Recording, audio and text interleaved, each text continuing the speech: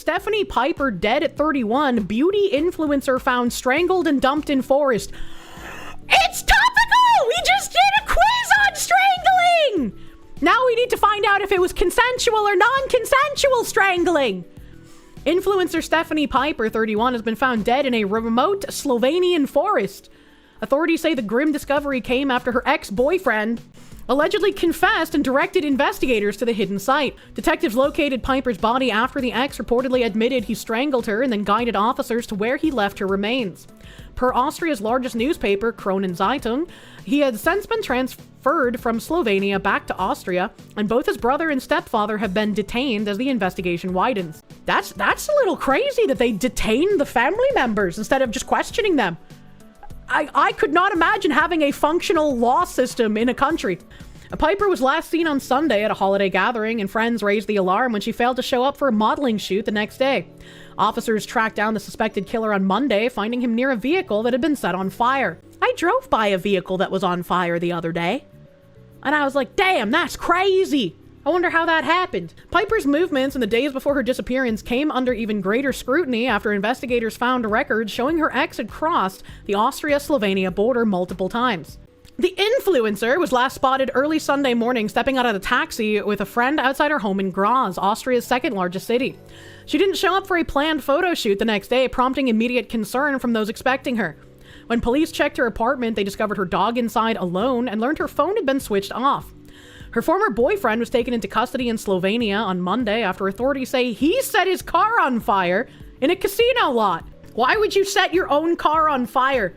He was found in the immediate vicinity of the burning vehicle and arrested by the Slovenian police. Extradited to Austria has been requested. The photographer booked to work with her became worried when he couldn't reach her and went to a building in Graz. There, he unexpectedly encountered her on and off partner, 31-year-old Peter M., described locally as a part-time security guard, an unsuccessful poker player. How bad does your gambling addiction have to be for locals to describe you as an unsuccessful poker player? That is so depressing. She's really pretty. Peter led him inside, but the man was unsettled enough to immediately alert police. Officers arrived quickly and soon located Piper's phone discarded in nearby bushes. As they canvassed the area, neighbors reported hearing loud noises coming from her apartment the same morning she vanished. Investigators then uncovered Piper's chilling last messages to a friend. There's a creep in the stairwell, she wrote in WhatsApp text, describing a dark figure she had seen as she headed inside after returning to walk her golden retriever, Marlowe. You know, it wouldn't have helped in this situation because it was her boyfriend who killed her, but like, if I had a boyfriend and he was the one telling me to walk the dog at night, I'd be like, you know, it's probably safer if you walk the dog at night and I do it during the day, honestly. Those were the last words anyone received from her. By the time the search was expanded, her ex-boyfriend had already been detained in Slovenia. His red Volkswagen Golf was found burned out near the Mond Casino in Sentilj, just across the border. When questioned, he reportedly offered no explanation for why his car was in flames. It just does that sometimes. You know, just like women crawl in your car and dismember themselves inside of a bag. New title, a perpetual loser ends his only score in life. Yeah, like what the fuck is wrong with this guy? What the actual fuck is wrong with this guy? I'm glad to see he's getting extradited. And I don't know what their justice system is like over there, but hopefully he gets fucked up by it. His mother, Cecilia Lagenstein, issued a desperate plea as the hunt intensified. Her mother, I said his mother, her mother, the woman's mother. My daughter has been missing since Sunday morning. Any helpful information will be financially rewarded. Please help me find my daughter. Yeah, this is, this completely avoidable, completely unnecessary. Why is this guy a piece of shit? Sounds like gambling money. I mean, maybe she was just like, I'm not going to fuel your addiction, which is the correct thing to say. I don't know. So, court seals records in investigation of teen's body found in singer David's Tesla. Why? Records about the death of Celeste Rivas Hernandez, a 15-year-old girl whose body was found in singer David's car, have been barred from public release, officials said. Los Angeles County Medical Examiner's Office said it received a court order imposing a security hold on the case, and that no details about Miss Rivas Hernandez's death can be released or posted on its website. I'm less suspicious of this now, because there might be specific details about her dismembered body. Oh yeah, they also had matching tattoos. Her and David had matching finger tattoos. I almost forgot about that. If there's specific details about the corpse that hasn't already been released to the public, which other than it being dismembered and in a bag and decomposed, we don't really have much more information, they might have something with which they can use to more accurately nail the person who killed her, which is why they don't want any details further released to the public. So that kind of makes sense. The police department said it requested the order to ensure officers receive information from the medical examiner before the public. Chief Medical Examiner Dr. Ode Okpo, just reading names like I'm playing Legend of Zelda, bro, what the fuck? Dr. Ode Okpo said the practice of security holds is virtually unheard of in other countries and has not been proven to improve outcomes in the legal system. We are dedicated to serving our community with full transparency. However, the law precludes us from doing so, while the court order remains in this case, Dr. Ukpo added. Police discovered Rivas Hernandez's remains inside the boot of an impounded Tesla on September 8th, after responding to reports of a foul odor at a Hollywood tow yard. Rivas Hernandez from Lake Elsinore in California had been missing and was last seen in April 2024, according to a missing person flyer cited by CBS, the BBS's U.S. news partner. I didn't know that CBS was a sister station to the BBC. That's interesting. The car registered to David had been towed from Hollywood Hills neighborhood 5 days after it had been abandoned. David, 20, whose real name is David Anthony Burke, released his debut album in April and was on tour when the remains were discovered. He has not commented on the case, but his representatives previously said he was cooperating with police. A police spokesperson said the case is being investigated by its robbery homicide division, and no arrests have been made. The county's medical examiner previously said Ms. Rivas Hernandez's body was severely decomposed when it was found in September, and deferred making a ruling on how she died pending the death investigation. When her remains were found in a bag in David's car on 8th of September, the medical examiner said she was wearing a tube top, size small black leggings, and jewelry, including a yellow metal stud earring and a yellow metal chain bracelet. She also had a tattoo that read "shh" on her index finger, a marking nearly identical to that on the pop singer's own index finger. The decomposition of her body indicated that she had already been deceased for several weeks, investigators said. The girl, who lived about 75 miles away from where her body was discovered, had run away from her home repeatedly. Neighbors recognized the first-generation daughter of immigrant parents from El Salvador as a girl who would visit the corner store almost daily to buy candy and soda, according to the Los Angeles Times. Her family, who described her as a beloved daughter, sister, cousin, and friend, said that they were heartbroken and devastated by this tragic loss. They solicited money on a crowdfunding website to pay for her funeral, which took place in October. The case has also derailed the aspiring career of the viral hitmaker. Shut the fuck up.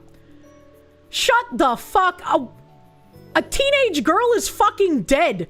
I do not care about the derailment of this guy's fucking career. I hate journalists so fucking much. His world tour was canceled within days of the discovery, and Sony Music Publishing reportedly suspended promotion of his second album. Los Angeles police soon raided the posh Hollywood Hills mansion, where the singer was living, just blocks from where his Tesla had been towed. U.S. retailer Hollister and footwear giant Crocs dropped David from marketing campaigns, and Telepachia singer Kali Uchis announced she was taking down their collaboration called Crashing. What an apt name. That's crazy. Teenager dies, murderer most affected. Alleged murderer. I feel like everything points to him having done it. However, you know, there could be a surprised M. Night Shyamalama Ding Dong twist in here, you know? Goddamn, he was already living in Hollywood Hills. If I'm remembering correctly, he was renting a mansion in Hollywood Hills. So he didn't have like a mortgage. He was paying rent for the mansion, which I'm not going to say that's not still rich as fuck, right? Like, you have to make a fuck ton of money to rent it still, but like, it wasn't a mortgage. Murderers are really just victims of oppression if you think about it. Oh, hey, I tweeted a lady talking about that the other day. It's fucking, why are women, man? Turns out that she crawled into the back of the self-driving vehicle, managed to avoid all the internal and external cameras, dismember herself, crawl into a bag, and tie it off from the outside. Ghosts are suspected. That checks out to me. What else could possibly have happened? And then this was an update from yesterday. Mystery over girl found dismembered in David's Tesla deepens as cops block cause of death details and secret jury meets. Why is there a secret jury? An investigative grand jury was presented with the evidence in the case related to the murder of Celeste Rivas Hernandez, 15. There's a Tesla. It sat in the impound lot for 48 hours. Why does it look like it's overlapping that other car? That's fucking weird.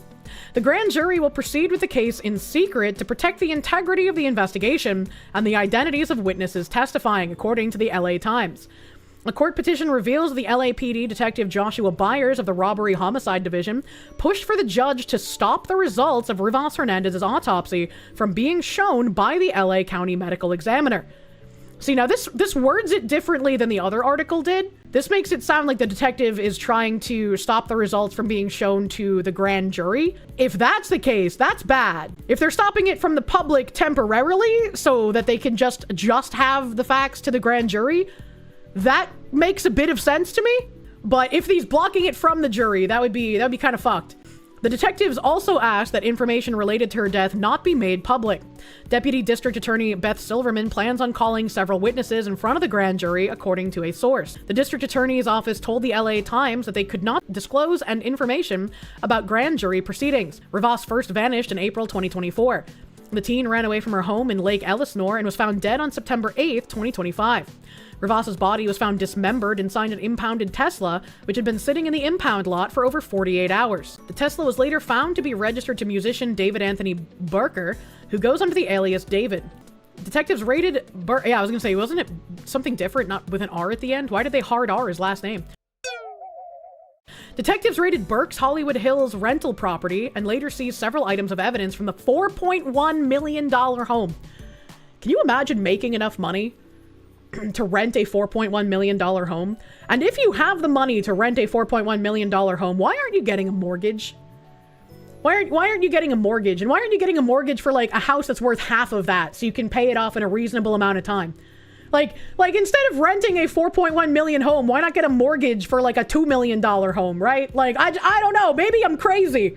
Maybe I'm crazy. The teen's remains had allegedly been frozen, decapitated, and cut into pieces, a source told TMC. I think like I vaguely remember the decapitated thing because one of the like 10 articles we read it first mentioned it, but I had completely forgotten. It's the fact that like they've released such little information and it took them so long to even name David as a suspect. Like it just feels absolutely disgusting to me, and it makes me feel like this family is not going to get justice for what happened to their daughter. And that makes me fucking angry. The body parts were allegedly still partially frozen when detectives recovered them from the Tesla. Burke's home was large enough to stow a body, the outlet alleged. Private investigator Steve Fisher independently reviewed the case and told the Daily Mail that there's no validity to the claims. How are there no validity to the claims, man? Please explain. The freezer still had its shelves installed along with food and beverage items that had clearly been there for months, said Fisher. I also tested key areas of interest in and around the home with luminol and Blue Star to look for blood evidence and did not get any positive results. They do know that he doesn't have to have killed her inside of his house, right? LAPD captain and commanding officer of the Robbery Homicide Division, Scott Williams, also shot down the rumors.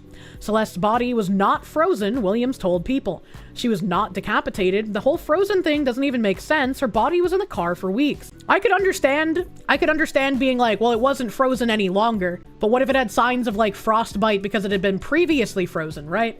I don't know. The owner of the home is pissed because the house is now a crime scene and he can't rent it out. Imagine. Even if she had been frozen solid where she was put in the car, which there is no evidence to suggest she was, 5 or more weeks in the trunk of a car in sweltering heat in the middle of summer would not have resulted in a partially frozen body being discovered on September 8th. Well, yeah, I agree. They wouldn't have found it fucking frozen. The LAPD has refused to publicly name the singer or anyone else as a suspect in the case. Investigators are still awaiting a cause of death for the teen. No arrests have been made and no criminal charges have been filed either, People also reported earlier this week. We are working to determine if her death was a murder or something else. Yeah, women just do that. Women just crawl into cars that have copious amounts of cameras and dismember themselves. Whether or not they were frozen doesn't matter. That's just something that women do. Now, the source said they're still working to pinpoint the exact time of death for the teen, and they did say that they were having trouble doing this because of the advanced stages of decomposition. Springtime is the closest we've come to determining the time of her death, not before then. This whole case is just like absolutely fucked, and I hate reading about it. Oops, I tripped and disintegrated. It's absolutely fucked. And it feels like the LAPD is either grossly incompetent or not doing a good job on purpose. I would not be surprised if it was a corrupt police force, because it's like this. If I was like the family of this girl, I would just be livid beyond reason. for the amount of information that's been given out. Jailhouse Karen Brian Kohberger complains about prison bananas after quadruple murder conviction. Retired detective says Kohberger's narcissistic tendencies drive him to push boundaries for power and control. Imagine being in prison for a quad murder and complaining about the bananas. Convicted killer Brian Kohberger was recently accused of throwing a tantrum over the fruit selection at a maximum security Idaho prison where he's serving multiple life sentences for the murders of 4 University of Idaho students in 2022. The 31-year-old, housed at the Idaho Maximum Security Institution, has reportedly been complaining about the type of bananas he's being served, according to Chris McDonough, a retired homicide detective employed by the Cold Case Foundation. "They're not the kind that he likes," McDonough told the Daily Mail. "I'm not sure if that means they may have bruises on them and he doesn't like that, or if there's a particular type of banana that he likes. But he's complaining about the food that he's getting." The Idaho Department of Corrections did not immediately confirm to Fox News Digital which variety of bananas were distributed by the prison or whether there was a particular condition or variety Kohberger requested. "You can't make this stuff up, right?" McDonough said. "The guy is a quadruple killer and he's complaining about his bananas not being the type that he likes." And to be fair, I feel like if he had complained to the right people, they would have been like, "Oh, you poor baby. Tell mommy which bananas you like, and also let's just shave a couple of decades off your sentence, you poor baby." Kohberger, who has been nicknamed a Jailhouse Karen, filed numerous complaints about his living conditions months after arriving at the prison. According to media reports, Kohberger complained about being threatened and harassed by fellow inmates and filed a complaint about not getting all of his food at mealtime and asked to be relocated to another wing of the prison. "The prison is saying, well, deal with it," McDonough said. "How long until he identifies as transgender?" Cameron Lindsay, a prison consultant, previously told Fox News Digital the former criminology PhD student didn't have a lick of sense, making his time behind bars more difficult with every gripe. If he had a lick of sense, he'd keep his mouth shut, his head down, and maybe, over time, his welcoming committee would lessen their verbal tirades against him. McDonough told the outlet the killer's narcissistic tendencies will likely prompt him to keep pushing the envelope and pushing the boundaries as far as he can get them. "It's about power and control," McDonough said. "He was a nobody until he murdered 4 people. He was irrelevant to the world. Now he's Brian Kohberger, who has slaughtered 4 people. And because he didn't have to stand up in court and tell the world how brutal these crimes were, he holds the cards, and he's trying to leverage that." During the trial, Kohberger abruptly pleaded guilty to the murders of Madison Mogen, Kaylee Gonclaves, Zaina Kernodle, and Ethan Chapin, dodging the death penalty. Kohberger's attorney did not immediately respond to Fox News Digital's request for comment. Yeah, he's kind of a little bitch, gonna be real. There are still things I do not like about the trial and some things that I think are fishy and unexplained, but this guy's a little bitch. Says, most of the population has been replaced within a couple of generations, writes Sean Thomas. Read the full column below. The column is called "London's Demographic Change is Unprecedented in Peacetime." I like this guy's reply. Not peacetime then, innit? Most of the population has been replaced within a couple of generations. As a grizzled travel writer, I've picked up a few tips over the years, and one of them is this.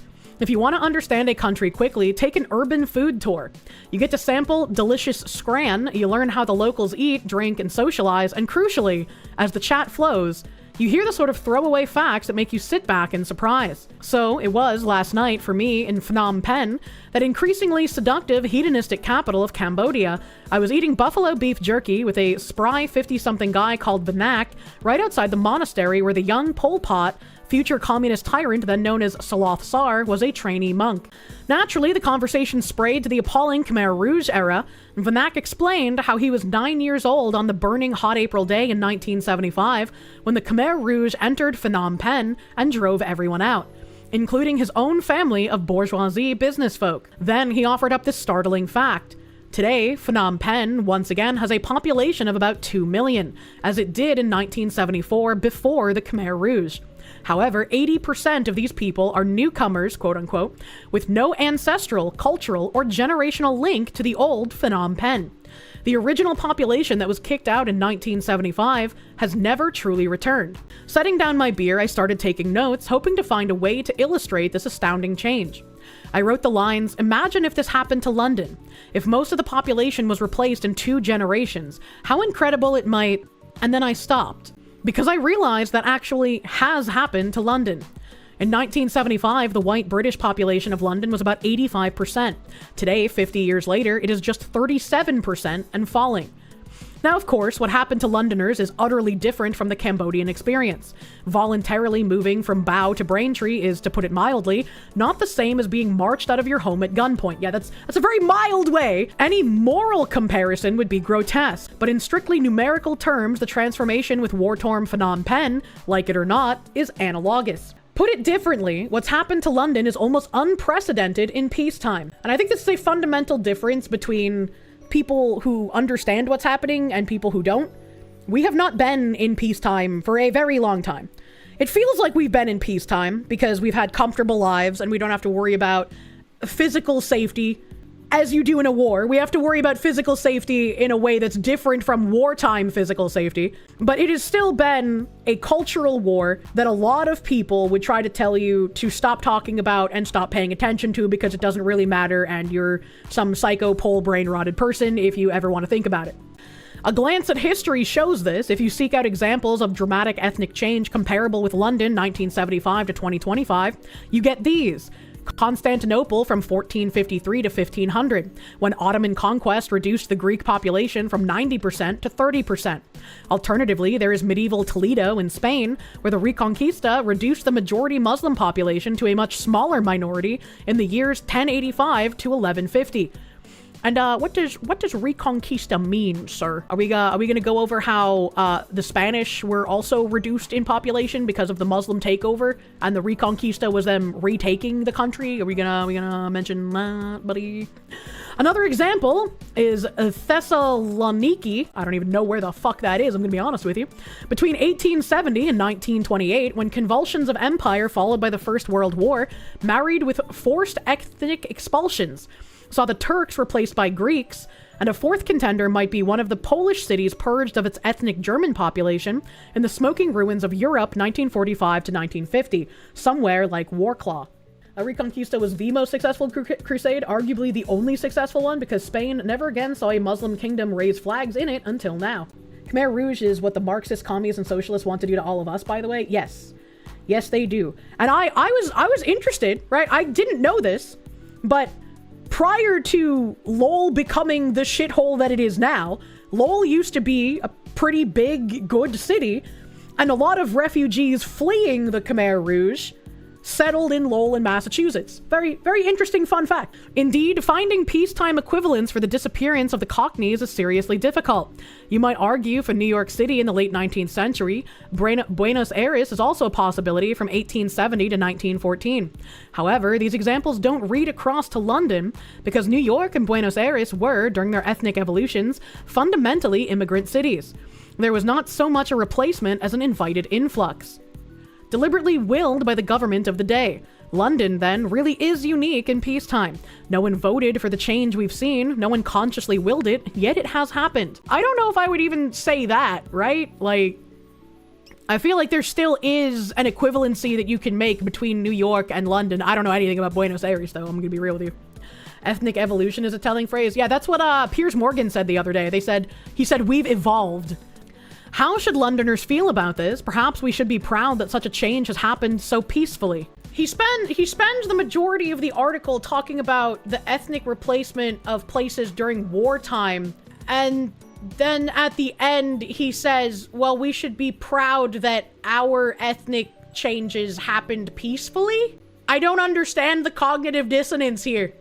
We should certainly feel proud that despite the intensity of these demographic shifts, London somehow functions, even thrives in a way that many other multicultural cities do not. What? What is he comparing it to? Seeking a very different perspective, I asked Vanak how he feels now about the transformation of his capital. Sometimes, he confessed, when he drives past his family's old house, now occupied by strangers, a sadness grips him, but it doesn't last. Like most Cambodians, he said, he just wants to move on. However, he added, that is because Cambodia is growing and becoming prosperous. If that ever stops, if people start to feel poor again, then they will remember and reflect. And then, I think, they might get very angry. MrBeast is in the news again. He says, I've spent my entire life making YouTube videos. They've spent their entire lives helping people. MrBeast teams with the Rockefeller Foundation to reshape philanthropy. What a weird word. What a weird thing to say. One of the most storied American philanthropies is teaming up with the internet's biggest creator to instill young people with a concern for what they call the world's most vulnerable populations. Beast Philanthropy, the charitable organization started by MrBeast founder Jimmy Donaldson, and the Rockefeller Foundation announced a strategic partnership on Monday. The idea is to pair Donaldson's unique ability to capture youth attention spans with the foundation's 112-year history of using its resources and technology to tackle global problems. You know what's interesting?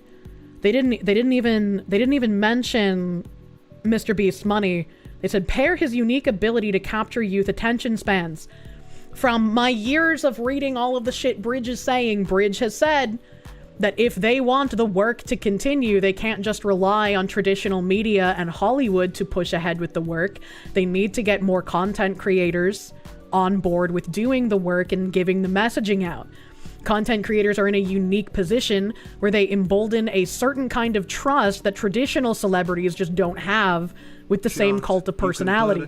Speaking together ahead of a November 21st video shoot at MrBeast's Greenville, North Carolina studio, the partners complimented the respective strengths they hope to exchange with each other. I've spent my entire life making YouTube videos. They spent their entire lives helping people, Donaldson told the Associated Press. Obviously, they have a team who's way more experienced than me in helping people, but being able to pull on their knowledge and wisdom is amazing. I just want to download their brains into our team's brains, he added. What a weird thing to say. Dr. Rajiv Shah, the president of the Rockefeller Foundation, said the philanthropic sector has long failed to capture the hearts and minds of hundreds of millions of young people. He said MrBeast can help them engage young people, inspire hope, and communicate their work more accessibly. MrBeast is a very, very valuable comrade. He will be able to push the work and the messaging to the younger generation, therefore propagandizing them in a much more efficient way than we ever could. Thank you, MrBeast, comrade. Most people have a natural desire to help others, according to Shaw, but we teach ourselves that world problems are too big and too complicated to solve. He pointed to MrBeast's video in Zamibia, where they provided a village with solar-powered electricity and clean water wells. What Jimmy has already done is show that you can change that dramatically, Shaw said. If we can get people believing that they can make a difference through this collaboration, we will have achieved something really unique and special. The move signals Donaldson's continued attempts to evolve an organization with sprawling interests that include an entertainment studio, food brands, his own James Patterson book deal, and most recently, a limited-time theme park in Saudi Arabia. He brought on venture capitalist Jeff Hausenbold as CEO last year, and then hired more new executives as a series of controversies threatened his ambitions ahead of his Amazon Prime reality game show's release. Did that actually end up happening? Did he actually launch a game show? It's an unlikely marriage to some. The Rockefeller Foundation is a pillar of civil society established with wealth amassed by the 19th century oil tycoon John D. Rockefeller during the Gilded Age, whereas the 27-year-old Donaldson represents the 21st century influencer economy, where entire media empires can emerge from content creators' viral stunts and the online buzz they generate. It's encouraging to see an influencer like MrBeast embrace the expertise of established philanthropy of the Rockefeller Foundation in particular, to hone the work of his platform, said Phyla Engaged Giving founder Stephanie Ellis Smith. Honestly, to me, it shows a sense of humility in his approach that I personally haven't seen before. I don't know, maybe I'm a little retarded, but like, if I had MrBeast levels of money, I would want to use that to like enrich my immediate surroundings and the community that I live in, rather than like sending tons of it overseas. Maybe I'm crazy though. Ellis Smith, who helps wealthy donors make a bigger impact, said difficult world problems require a thoughtful approach, and not just numbers or eyeballs. But she said it's exciting to consider the possibilities of combining MrBeast's reach with real expertise. Shaw acknowledged that the Rockefeller Foundation rarely does partnerships of this kind, but he said that spending time with Donaldson and his mother, as well as watching his philanthropically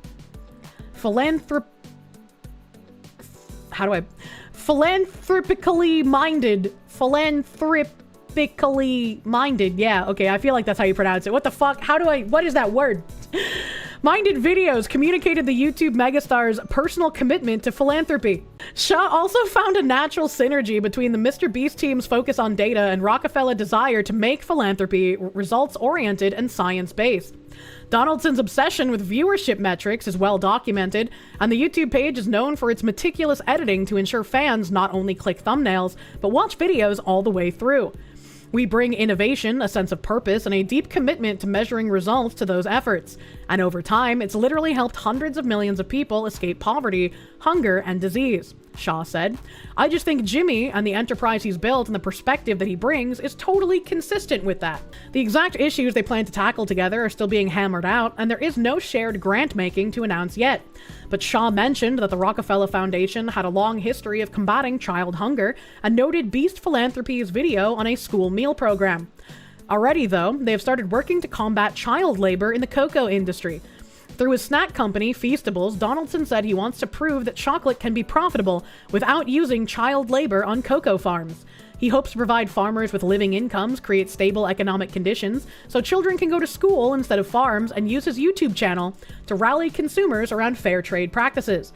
The Rockefeller Foundation has consulted MrBeast on how they should go about that case study.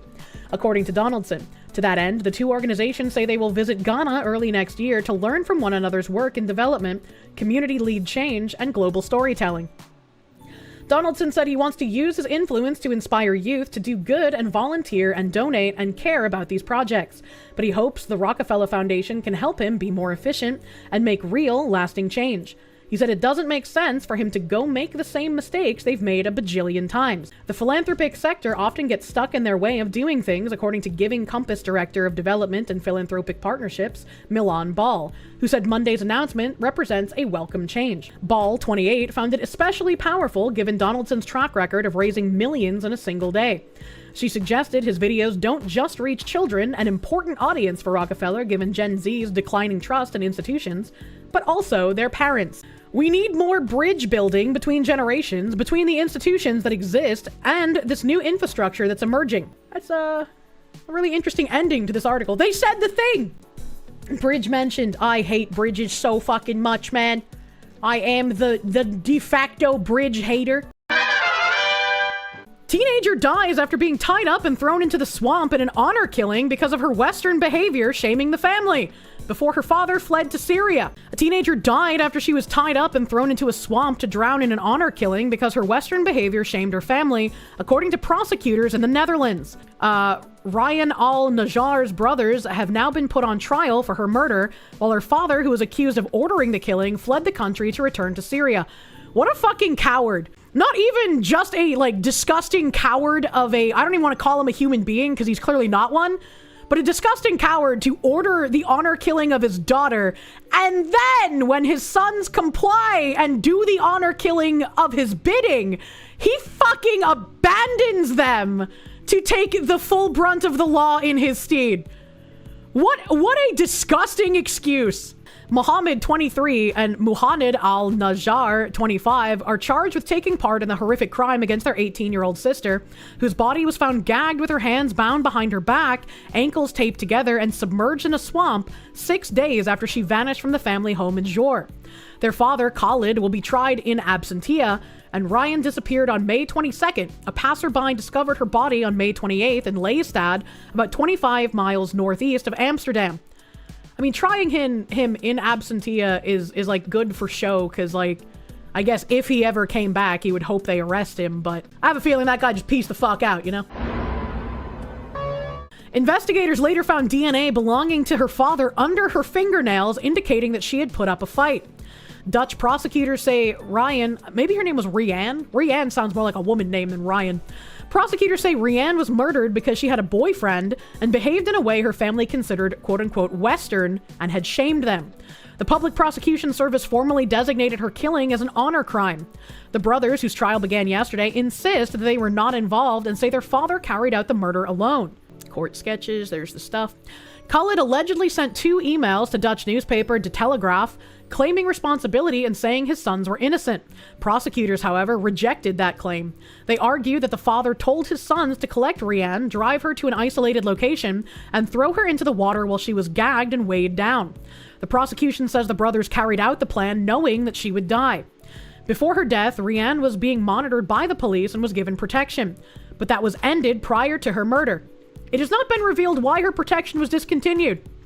Hey, that's kind of fishy. Hey, if she called the police and was worried that something might happen and they gave her police protection and then mysteriously right after that protection ended, she was immediately murdered. Hey, that's kind of fishy. Hey, maybe we should look into if this guy has any co-ethnics on the police force that would look the other way and not send the protection out to this woman. Because we've seen that happen in the UK. We've seen that happen. Both brothers were arrested shortly after the body was located and have remained in custody since then. Their father fled the country and has not been tracked down. According to the Dutch current affairs program, Nieuwsuur, Khaled is believed to be living in northern Syria and has remarried since the killing.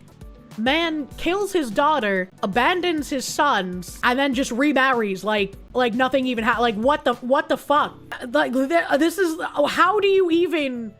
Whenever I like read stories about criminals, again, like, you know, I wanted to go into the FBI. I wanted to do like detective work, right? And when you think about these things, you try to get into the mindset of like what the criminal was thinking and how they were thinking. And you try to like build a construct of their state of mind, right? But when you get someone that acts like just so far out of the realm of humanity, it's hard to like model that kind of frame of mind because it is just such a foreign concept as a human being. Like the disregard shown for his own flesh and blood is something completely incomprehensible to a normal functioning person. Are this criminal's thoughts compatible with society? No, you don't ask if the criminal's thoughts are compatible with society when you're a detective and you're trying to figure out like what led a criminal to do these things, right? Because usually as a detective, you're going to be presenting evidence to prosecutors and shit, right? Like you hand that stuff off to the defenders and the prosecutors, what the fuck ever. But you try to understand these things, and especially before you catch the criminal, you try to put these pieces together and form a frame of mind so you can try and figure out what even happened in the first place, right? Like this is just like basic how you operate as a detective.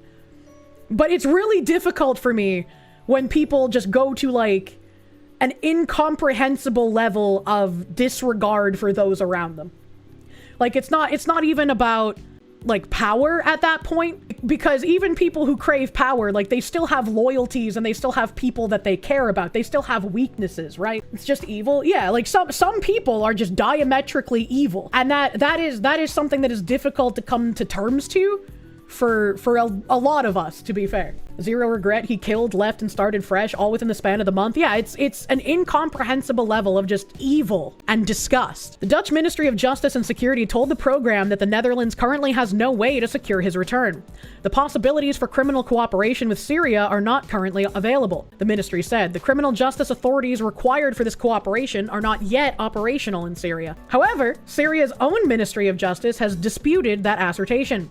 Minister Mazar Al-Wais said the system has been rebuilt and was functioning. That may have been the case in the beginning when the regime had just fallen. Now the Syrian justice system has been fully restored, he said. He said the country was ready, adding that Syria had already received 3 legal assistance requests from European nations. We will provide the necessary legal assistance in accordance with the regulations. The Syrian minister also said his government had never received a request from the Netherlands regarding this case. You know, it would be really, funny in a morbid and dystopian kind of way if for some reason like the Syrian justice system was like, yeah, we no longer actually believe in honor killings and we want to bring this guy to justice, but the Netherlands police never bothered reaching out to us and don't want to do anything. It would be a really like dystopian-esque comedic thing to happen, that the European nation is not going to do as much as like the Syrian nation. And you know, based on how cucked all European nations have been in the face of this shit, and I mean not just to throw shots at fucking the Euro bros, right? Because in America we were facing the same issue, but like based on the inaction so far, that wouldn't even be a situation out of the realm of possibility. The brothers' lawyers had earlier requested that they be released from pretrial custody. A judge ruled that they must be held behind bars until their trial. Well, at least the judge had a modicum of common sense. That would have been wild if I had, like, read that the judge actually did that. Holy shit. It has been estimated that cops in the Netherlands provide heavy protection to at least 5 women per year at risk of honor killings. You know how many women should be at risk of honor killings in the fucking Netherlands? 0. It should be 0 women at risk of honor killings in the fucking Netherlands, man. Reports from various countries have shown that there has been an increase in honor killings and abuses in Europe over the last 20 to 30 years. In 2023, a Pakistani couple accused of murdering their 18-year-old daughter after she rejected their demands to marry her cousin were jailed for life in Italy. Based Italy, something was done. Investigators dug up Saman Abbas's body in November 2022 in an abandoned farmhouse near the fields where her father worked. She was found to have suffered a broken neck. It's really distressing to have gone from, like, 10, 15 years ago. I mean, obviously they said 20 to 30 years. So even before I was, like, politically interested, people before me were likely talking about this. How they were like, we have all these human rights abuses against women in the Middle East. There's honor killings. There's female genital mutilation. They're treated as second-class citizens. They don't have, like, normal human rights as they should. And everyone was always like, haha, how come feminists never talk about this? Haha, how come feminists are talking about how crouching on a body in a video game is virtual rape, but they're not talking about the actual human atrocities committed on women in the Middle East. And now we have these human atrocities happening in our countries. And it's just mind-boggling how so many people for so long talked about this shit and like, hey, maybe we pay attention to what's going on over there if we want to have, like, some kind of actual reason for feminism to exist. But the women in Western countries were too busy trying to demonize men because, again, feminism is a tool of communists to subvert nations, not an actual thing that cares about women and their rights. A year and a half before the discovery, she was last seen alive on CCTV footage walking around the same fields with her parents. Last year, a Swedish court jailed a Somalian refugee for life after he murdered his 7 months pregnant girlfriend in 2023. Saga Forsgren Elneborg, 20, was murdered by her boyfriend, Mohammedaman Abdurasek Ibrahim, who decided to kill her instead of facing the shame of telling his Muslim family that he was expecting a baby with her. Oh yeah, that makes sense. That makes perfect sense. Why tell your family that you're expecting a baby when killing your girlfriend and the baby is just a much easier solution? What the fuck is wrong with these people? What the fuck has to be just completely wrong in your brain to think that this is an acceptable action? Like, absolutely wild to me that was even a thought that occurred to this individual. Fucking Muhammad Daman. Fucking RPG-ass sounding name. Prosecutors say he strangled her at their home in the city of Örebro in April 2023 in a case that sparked huge outcry in Sweden. In Germany, a Muslim mother and father who killed their daughter, 19, after she brought shame on the family because she had sex with a 23-year-old man they did not approve of, were also jailed for life. I get, like, the one good thing in this article is knowing that some of these people were jailed for life. I don't believe they should have been jailed for life, as they have taken the life of one of their children. I feel like a more severe repercussion should be the case here, but at least something was fucking done in the face of all of the cases we read about where it's just like, oh, they called the police after torturing and intending to murder someone. That means they know what they did is wrong and we can't arrest them. Everything's okay now. Azadullah Khan crept into his daughter Larib's room as she slept and strangled her while her mother Shazia looked on. They then disposed of her body. The couple, who were from Pakistan, had intended to give Larib away in an arranged marriage. They killed her when police wrote to them to let them know their daughter had been caught trying to steal condoms. She's 19! She's 19 in Germany! Why did the police write to her parents about this? What the fuck am I reading? The police are just complicit at this point. Like, what the fuck? The police might as well have been, hey guys, if you want to honor kill your daughter, she's fucking buying condoms, man. Or stealing condoms, whatever. Like, yeah, stealing bad, don't fucking steal condoms, but she's 19. Why would you write this to the fucking parents? Germany treating 19-year-old women as children, it seems. I aghast. Like, what is fucking wrong with our countries, man? Holy shit. Holy fuck. Best way to fight this specific fight is with Christian apologetics to show at least some Muslims that Islam is false. I can't tell if you're being sarcastic or not. Happens in the States too. Plenty of stories of young women enlisting in the military to escape arranged marriages or even more hostile family scenarios. Yeah, there was that one in Washington where thankfully other kids at the school intervened, but there were parents attempting to take their daughter for an honor killing.